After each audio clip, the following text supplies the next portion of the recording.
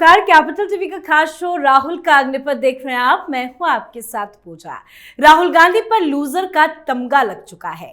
उनके नेतृत्व में कांग्रेस का हाल दिन प्रतिदिन बिगड़ता ही जा रहा है। हर राज्य में कांग्रेस पार्टी के अंदर बवाल है। जनता ने भी रिजेक्ट कर दिया है, पर इसके बावजूद भी राहुल गांधी जनता का मिजाज समझने को बिल्कुल तैयार नहीं है। उनके रवैये के कारण अब उन्हें इंडी गठबंधन का भी समर्थन नहीं मिल रहा है।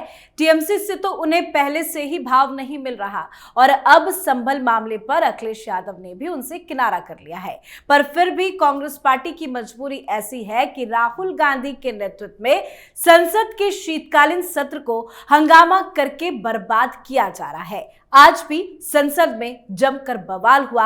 आज संसद में राहुल गांधी मोदी अडानी एक है के नारे लिखे हुए टी शर्ट पहने हुए दिखे, तो वहीं उनकी बहन प्रियंका गांधी वाड्रा मोदी अडानी एक है वाले काले रंग की जैकेट पहने नजर आई।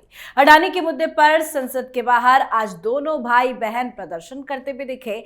विरोध प्रदर्शन के दौरान राहुल गांधी ने कहा कि मोदी जी अडानी जी की जांच नहीं करा सकते, क्योंकि अगर वो ऐसा करेंगे तो वो खुद की जांच करा लेंगे। मोदी और अडानी एक है, दो नहीं है, एक है।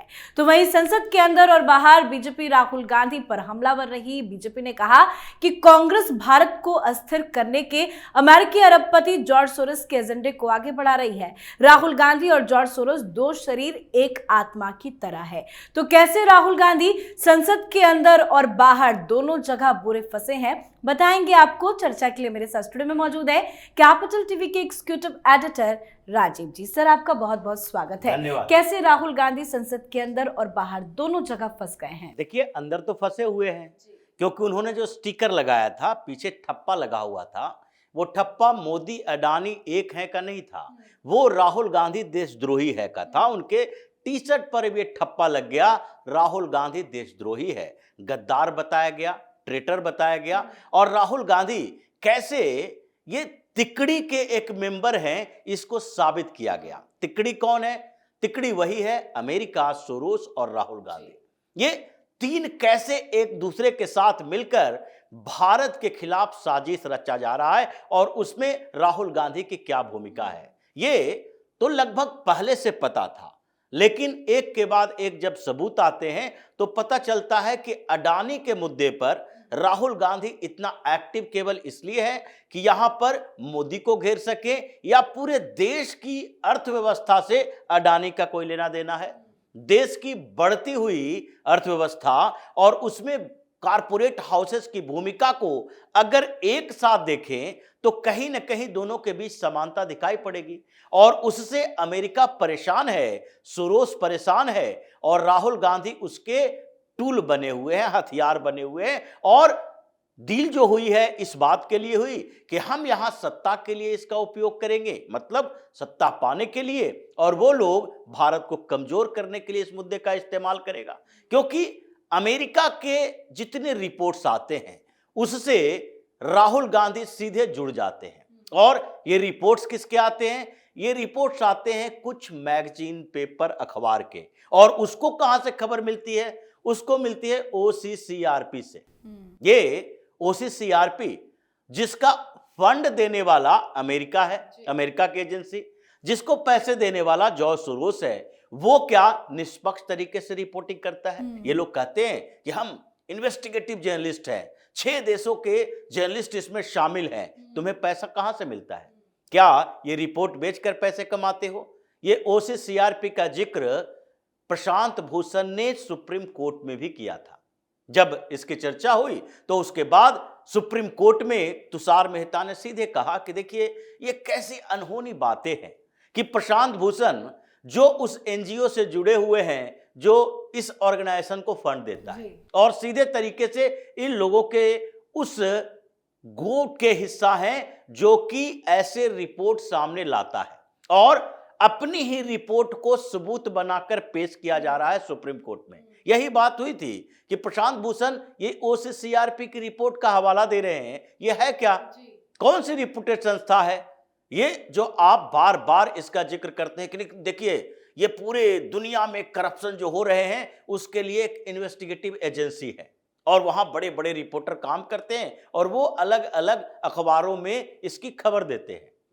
तो ये नेटवर्क कैसा रहा है, इस नेटवर्क के लिए ही सवाल उठना शुरू हुआ कि अगर ये निष्पक्ष तरीके से एजेंसी चलाता है, निष्पक्ष तरीके से अगर इसके इन्वेस्टिगेशन होते हैं, तो अमेरिका के खिलाफ कोई रिपोर्ट क्यों नहीं आती? अमेरिका के खिलाफ तो रिपोर्ट्स कितने आ चुके हैं, विकीलीक्स वालों ने नहीं जारी किया। क्या इसके एजेंसी के खिलाफ खबरें नहीं आती है? क्या अमेरिका में करप्शन नहीं होते हैं? ये भारत के खिलाफ ही एक के बाद एक रिपोर्ट क्यों आते हैं? क्यों?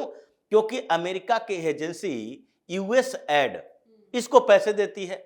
जब अमेरिका की एजेंसी पैसे देगी तो वो गवर्नमेंट की एजेंसी है, और जो इसके लिए फंड जुटाती है और पैसे देती है, तो फिर ये अमेरिका के खिलाफ लिखेगा कैसे? और दूसरी बात, ये जो करप्शन क्राइम रिपोर्टिंग करता है, तो करप्शन और क्राइम दोनों मामलों में अमेरिका तो अव्वल पर होगा अगर उसकी सही रिपोर्टिंग आएगी तो, इसलिए वो उसको ढकने की कोशिश करता है। लेकिन दूसरी बात है, भारत को टारगेट क्यों किया जाता है? भारत को टारगेट करने के पीछे बड़ी वजह तो है, क्योंकि ये पाकिस्तान को टारगेट नहीं करेगा करप्शन के मामले में, ये अरब के देशों को टारगेट करप्शन के मामले में नहीं करेगा। अरब में ज्यादातर देशों में राजशाही है, ये सुल्तान हुआ करता है, वहां पर ये टारगेट नहीं करेगा, क्योंकि वहां पर के अर्थव्यवस्था से अमेरिका को कोई कंपटीशन नहीं है। वहां के अमेरिका वहां पर तो ऐसे ही उसके सारे एजेंसियों पर कब्जा किए हुए। सऊदी अरब में अमेरिका के सिक्योरिटी फोर्सेस होता है, और वहां के तेल के जितने कुएं हैं उसको कहीं ना कहीं अमेरिकन कंपनियां कवर किए हुए हैं। तो भारत से क्या दिक्कत हो रही है? भारत से दिक्कत हो रही है छोटे मोटे उद्योगपतियों से नहीं, क्योंकि जो एंटरप्रेन्योरशिप करते हैं भारत में, छोटे छोटे उद्योग हैं, उन लोगों को कहीं ना कहीं अमेरिका से फायदा होता है और अमेरिका को उससे फायदा होता है। ये प्रोवाइडर कंपनियां जो है उसका मार्केट अगर खत्म हो जाएगा, अगर भारत में कुछ मल्टीनेशनल कंपनियां बन जाए, जैसे इस बीच अंबानी कई देशों में अपना इन्वेस्टमेंट कर रहा है, पावर सेक्टर में अडानी कर रहा है। जैसे अडानी अगर बांग्लादेश को बिजली बेच रहा है और अमेरिका के फर्म से कंपटीशन कर रहा है सोलर एनर्जी पर, तो फिर सोलर एनर्जी की जरूरत अगर अफ्रीकन कंट्री में पड़ेगी तो अडानी पावर को भी, अडानी ग्रीन को भी कॉन्ट्रैक्ट मिल सकता है। तो वो अमेरिका की कंपनी तो कंपटीटर हो गई।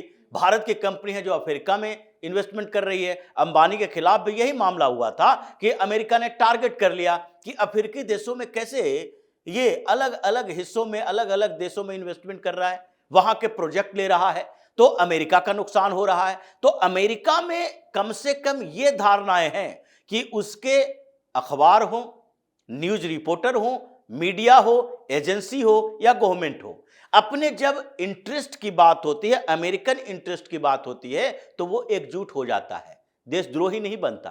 कुछ लोग ऐसे होते हैं जो वहां के कुछ लीक कर दिए खबरें, वो अलग बातें हैं, लेकिन पॉलिटिशियन के लेवल पर अमेरिका में सरकार किसी की भी हो, लेकिन उसका international politics, international policy, international relation एक ही होगा।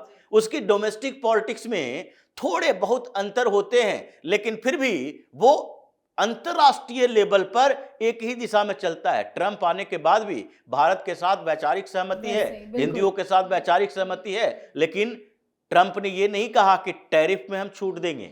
उन्होंने सीधे तौर पर कहा टैरिफ बढ़ाएंगे, क्योंकि केवल कनाडा और मैक्सिको नहीं, भारत से जो सामान जाता है उसका भी टैरिफ बढ़ना चाहिए, और इसमें कोई कंप्रोमाइज नहीं होगा। सबका अपना अपना इंटरेस्ट है, हर देशों का। लेकिन राहुल गांधी का इंटरेस्ट किसमें?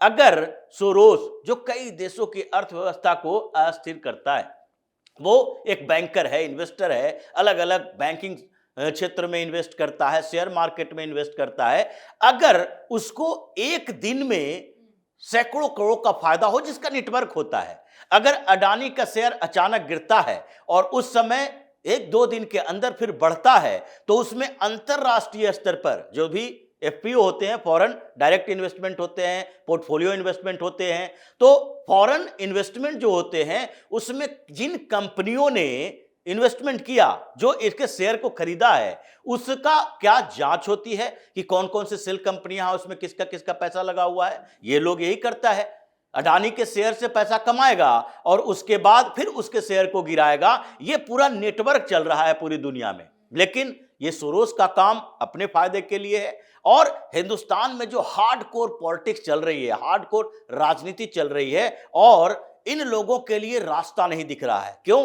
क्योंकि अभी 3-4 सालों में पूरी तरीके से अमित शाह ने यह बात कही है हर मीटिंग में, जबकि डीजीपी के लेवल की मीटिंग होती है, नारकोटिक्स ब्यूरो की मीटिंग होती है, इन सब जगह पर इन्होंने एक ही बात कही है कि ड्रग्स पर सबसे ज्यादा कुठाराघात करना है और हजारों करोड़ के ड्रग्स पकड़े जा रहे हैं। ये ड्रग्स के कारोबारी में एक कोलंबियन रैकेट, ये मैक्सिको का रैकेट और ये सोरोस का रैकेट, ये जो म्यांमार में इन लोगों ने पूरा हब बनाया था, ये भारत को ही मार्केट बनाया था कि म्यांमार में हम लोग ड्रग्स सप्लाई करेंगे और वहां से नॉर्थ ईस्ट के रास्ते हिंदुस्तान में लाएंगे। जो कुकियों का अभी एक रिपोर्ट आई और वीरेंद्र सिंह ने ही रिपोर्ट दी कि देखिए भाई 3000 हेक्टेयर जमीन जो है उस पर अफीम की खेती को हमने खत्म करवाया। ये कुकियों का पूरा बेल्ट है जिन जगहों पर पहाड़ों में अफीम की खेती होती है और म्यांमार से लाया जाता है, हिंदुस्तान के अलग अलग हिस्सों में भेजा जाता है। ये जो क्रैकडाउन चल रहा है उसमें भी सोरोस का नुकसान हो रहा है क्योंकि उसका पूरा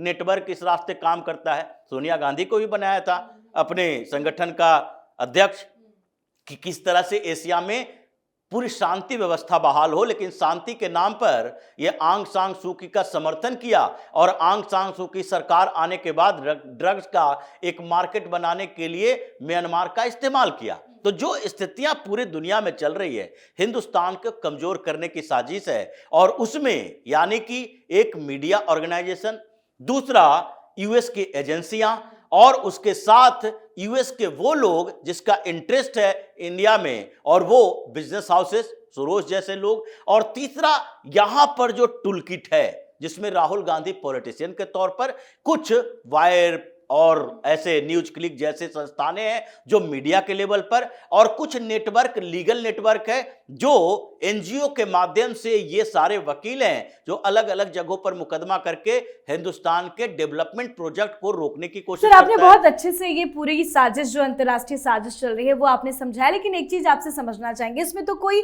डाउट ही नहीं है कि जॉर्ज सोरोस देश की अर्थव्यवस्था को ऊपर नीचे करना चाहते हैं, लेकिन इसमें राहुल गांधी का जो रोल है, जॉर्ज सोरोस के इशारे पर जिस तरह से राहुल गांधी काम कर रहे हैं, और आज तो 10 मुद्दे भी संसद में निशिकांत दुबे ने गिनवाए, संबित पात्रा ने भी पूरी साजिश की पोल खोली, लेकिन इससे क्या अभी तक राहुल गांधी को कोई फायदा हो पाया है क्या? देखिए, फायदा तो हुआ, अगर ये फायदा नहीं होता तो राहुल गांधी ये नहीं करता। फायदा हुआ 44, 53 और 99। हाँ, इसको ही फायदा ही कहते हैं। राहुल गांधी अगर ये सोचता है कि 44 सीटों से हम 99 सीट पर पहुंच गए तो उसमें इसकी भूमिका है, उसके दिमाग में एक घर कर गया है, बताया गया है राहुल गांधी को, और यही लोग बताते हैं जो इसके इर्द गिर्द इंटेलेक्चुअल क्वालिटी के लोग हैं, जो सो कॉल्ड इंटेलेक्चुअलिटी दिखाते हैं कि देखिए आप 99 पर कैसे पहुंचे।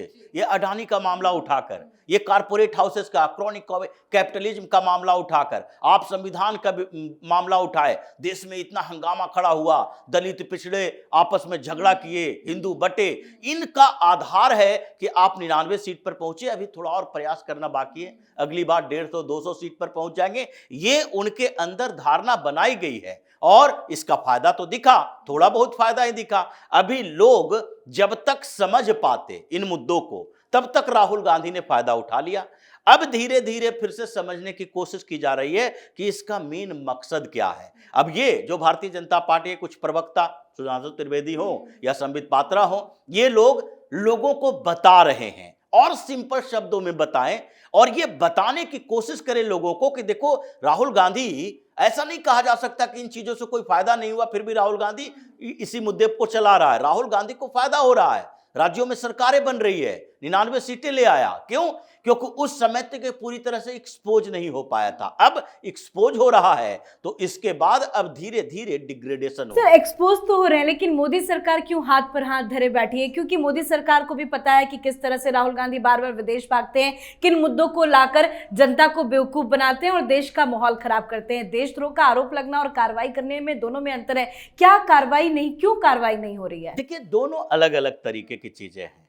एक मोरल क्वेश्चन होता है और एक होता है जो किसी न किसी तरह आपराधिक मामला होता है। यानी कि अगर अपराध करता है तो उसके आपराधिक कॉन्स्पिरेसी के, वो क्रिमिनल कॉन्स्पिरेसी के सबूत होने चाहिए। वो डायरेक्ट एविडेंस नहीं रहेगा तो आप बदनाम हो जाएंगे किसी को गिरफ्तार करवा के। ये स्थितियां हैं इन लोगों की। ये मल्टी लेवल पर इन लोग कॉन्स्पिरेसी करता है। राहुल गांधी कभी अमेरिका जाएंगे तो वहां पर जाने के बाद उन लोगों के साथ मुलाकात करेंगे जो डायरेक्ट इन्वॉल्व नहीं है। अब इकबाल मिर्ची है, अगर वो आईएसआई का असेट रहा है तो आईएसआई का असेट या सीआईए का असेट डायरेक्ट किसी कंपनी में काम नहीं करता, ना डायरेक्ट कोई एजेंसी में काम करता है। जैसे ये गुप्ता की बात हुई, निखिल गुप्ता गिरफ्तार किया गया, वो भारत का पूर्व ये एम्प्लॉय था भारत सरकार का, लेकिन अभी वो किसी एजेंसी के लिए काम नहीं कर सकता और नहीं करता है तो हम भारत को डायरेक्ट इन्वॉल्व नहीं बता सकते। तो ये मल्टी लेवल पर ये कॉन्स्पिरेसी की जाती है कि हम इनडायरेक्टली कैसे वहां तक मैसेज पहुंचाएं और वो लोग कैसे हमारे तक मैसेज पहुंचाएं। इसलिए डायरेक्ट इन्वॉल्वमेंट नहीं है, इनडायरेक्ट इन्वॉल्वमेंट है। तो लोगों को समझना चाहिए, क्योंकि जितना बड़ा व्यक्ति होता है उसको उस तक सबूत ले जाने में उतना ही ज्यादा समय लगता है। राहुल अभी मोरल क्वेश्चन के शिकार हो चुके हैं, यानी कि नैतिक दबाव है पॉलिटिक्स में। कम से कम अगर लोगों को यह समझ में आ जाए राहुल गांधी गद्दार है, तो फिर उसकी सजा तो सबसे बड़ी यही है कि राहुल गांधी चुनाव जीतना मुश्किल हो जाए उसके लिए। सबसे पहले तो लोगों को समझना पड़ेगा और ये लोगों को समझाने की कोशिश है। और आगे इसके जितने भी काले चिट्ठे हैं उस पर तो कार्रवाई होगी, चाहे नागरिकता के मुद्दे पर हो या फिर नेशनल हेराल्ड में हो या फिर मानहानि के मुकदमे चल रहे हैं। राहुल गांधी अब सही सलामत अगले 2 साल में नहीं रह मतलब पाएगा। पर्दे के पीछे रह के राहुल गांधी खेल कर रहे हैं, लेकिन कभी ना कभी तो पर्दा हटेगा ही। बहुत बहुत धन्यवाद सर समझाने के लिए। तो संसद के शीतकालीन सत्र के दौरान आज विपक्षी सांसदों ने विरोध दर्ज करने के लिए काली जैकेट पहनकर संसद में प्रवेश किया। अडानी और संबल हिंसा को लेकर कांग्रेस लगातार संसद में मोदी सरकार को घेरने में लगी हुई है। इसी बीच बीजेपी ने आज प्रेस कॉन्फ्रेंस कर राहुल गांधी पर करारा हमला किया है। बीजेपी प्रवक्ता संबित पात्रा ने अमेरिकी कारोबारी जॉर्ज सोरोस का नाम लेते हुए राहुल गांधी पर निशाना साधा। उन्होंने कहा कि आप सब देख रहे हैं कि संसद में क्या हो रहा है, किस तरह से समय बर्बाद किया जा रहा है, देश की अर्थव्यवस्था को खराब करने की कोशिश की जा रही है और इसमें कोई दो राय नहीं है कि विदेशी ताकतों के जरिए देश का माहौल खराब करने की कोशिश की जा रही है और संसद को चलने नहीं दिया जा रहा है। तो इस पर आप अपनी राय कमेंट कर लिखिए। देखते रहिए कैपिटल टीवी। नमस्कार।